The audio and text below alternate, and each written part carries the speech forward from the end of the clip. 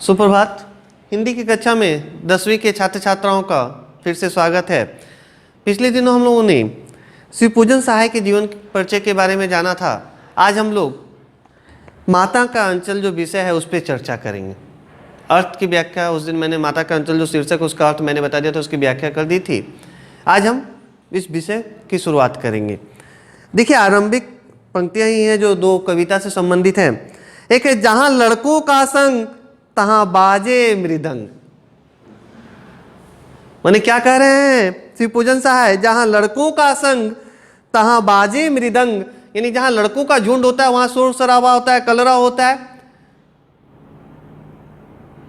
उसकी तुलना सहाय जी ने मृदंग से की है, जैसे ढोल वगैरह नगाड़े वगैरह बजते उससे की है। दूसरे पंक्तियों में क्या कहते हैं? जहां बुड्ढों का संग तहां खर्चे का तंग। माने जहां पे बड़े बुजुर्ग लोग ज़्यादा होते हैं तो क्या होता है, जैसे जैसे उम्र ढलती जाती है, क्योंकि ये बाल मनोविज्ञान से संबंधित रचना है, मैंने आरंभ में ही बताया था आप लोगों को। तो जहाँ पे क्या होता है, बड़े बूढ़े जहाँ होते हैं वहाँ पे क्या होता है, बूढ़े लोग जहाँ पे होते हैं, एक निश्चित उम्र के बाद क्या होता है, धीरे धीरे हम लोग कई बीमारियों से, कई समस्याओं से ग्रस्त होते जाते हैं।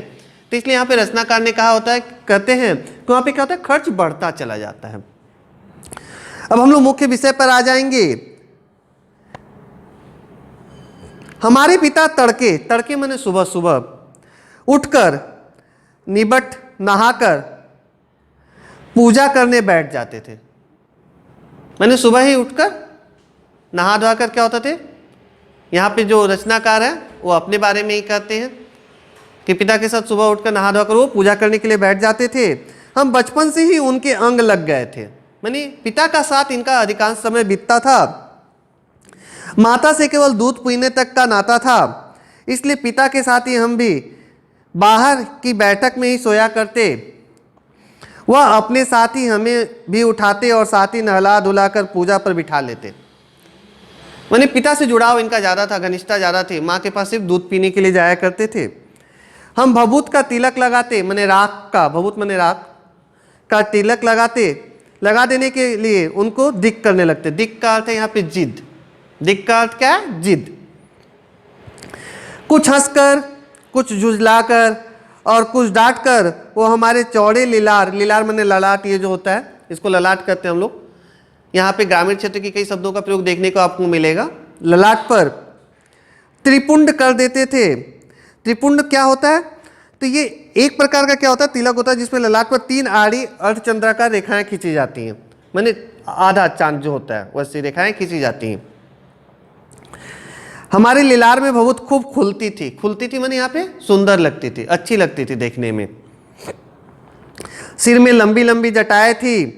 भभूत रमाने से हम खासे बम भोला बन जाते थे। यानी बम भोला माने शंकर भगवान को आप लोगों ने देखा होगा, महादेव जिसे हम कहते हैं, तो उनके भी देखिएगा कि यहाँ पे वो तिलक लगाए रहते हैं ललाट पे।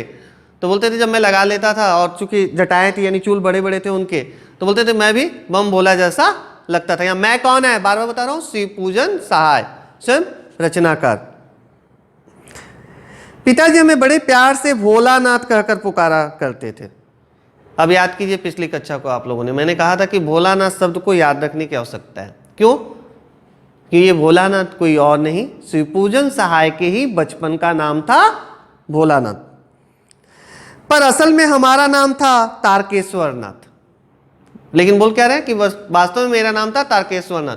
अब यहाँ पे आप असमंजस में पढ़ सकते हैं कि उनका नाम भोलानाथ था, तारकेश्वर नाथ था या शिवपूजन सहाय था। तो यहाँ जो भोलानाथ जो नाम दिया गया था वो भभूत लगाने के बाद, तारकेश्वर नाथ उनका नाम था। जो रचना के क्षेत्र में आने के बाद उन्होंने क्या किया, शिवपूजन सहाय के नाम से रचनाएं लिखने लगे। हम भी उनको बाबूजी कहकर पुकारा करते और माता को मैया, जिसको आजकल हम लोगों ने क्या कर दिया है, मॉम और डैड। दोनों का अर्थ देख लो आप, गलत ही है। मम्मी कहते हैं, मम्मी का अर्थ किससे है बताने की आवश्यकता नहीं, आप लोग जानते ही हो। और डैडी डैडी जो कहते हैं उसका अर्थ भी आप लोग जानते हो। इसलिए मैं विस्तार से इस पर नहीं जाऊंगा कि जैसे जैसे हम लोग पाश्चात्य सभ्यता को अपनाते जा रहे हैं और जो मॉडर्न शब्दों का प्रयोग, आधुनिक शब्दों का प्रयोग हमारे द्वारा किया जा रहा है, वो पूरा अर्थ का अनर्थ कर देता है। लेकिन क्या हुआ है, यही अभी हमारी प्रदर्शन प्रियता बन गई है। इसे हम गौरव का विषय मानते हैं। तो यहाँ पे रचनाकार ने स्पष्ट कर दिया है कि पिताजी को क्या कहते थे, बाबूजी कहते थे, और माँ या मैया कहा जाता था। आज आधुनिक समय हम लोग मम्मी कहने लगे हैं। जब बाबूजी रामायण का पाठ करते तब हम उनकी बगल में बैठे बैठे आईने में अपना मुंह निहारा करते थे। मैं यानी रचनाकार, जब वो पाठ करते थे तो वो मिरर जिसको कहते हैं हम लोग, आईने में क्या करते थे, चेहरा देखा करते थे अपना। जब वह हमारी ओर देखते तब हम कुछ लजाकर और मुस्कुराकर आईना नीचे रख देते थे, वह भी मुस्कुरा पड़ते थे। पिताजी पूजा पाठ में जब मग्न हो जाते थे तो क्या करते थे, क्योंकि बालक थे, बच्चे थे, यहाँ बाल मनोविज्ञान का चित्रण देखने को मिल रहा है, तो क्या करते थे, आईना देखने लगते थे, आईने में अपने चेहरे को देखते थे।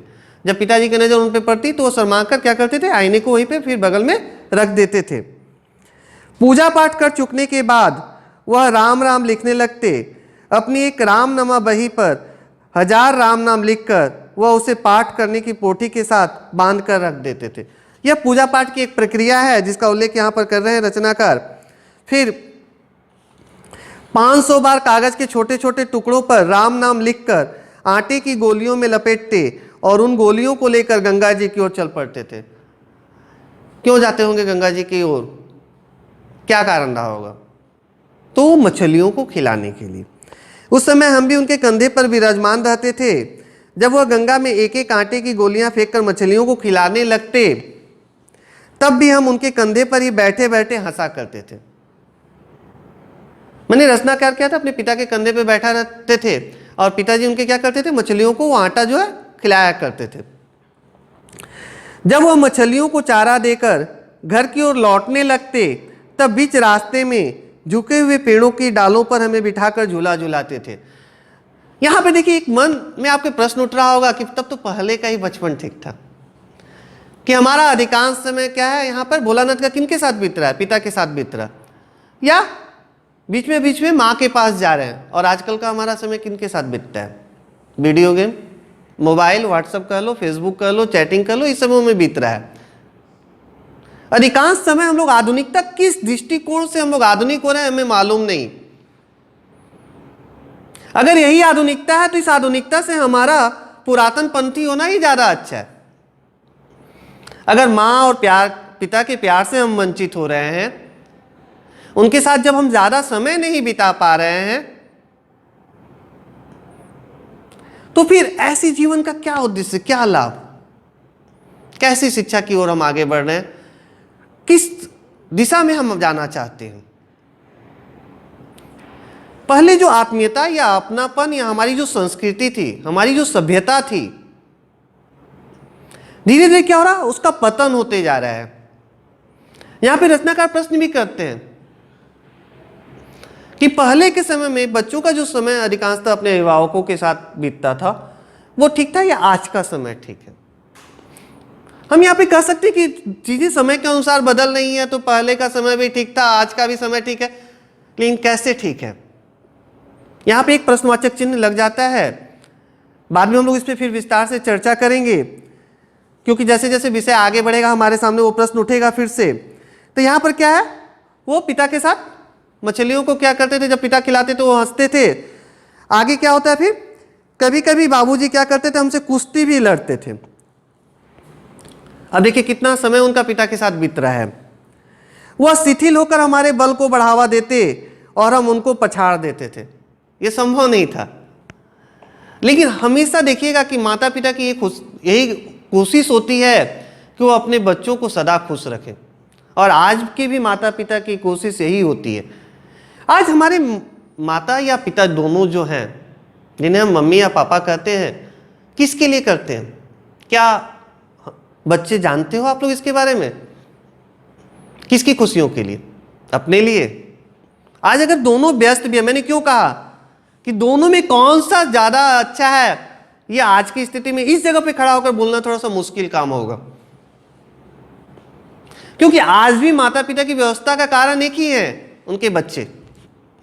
क्योंकि उनकी कोशिश यही होती है कि इस दुनिया की सारी खुशियां, उनकी जारी जरूरतें जो भी है हमारे बच्चों की, हम उसे पूरा कर सके।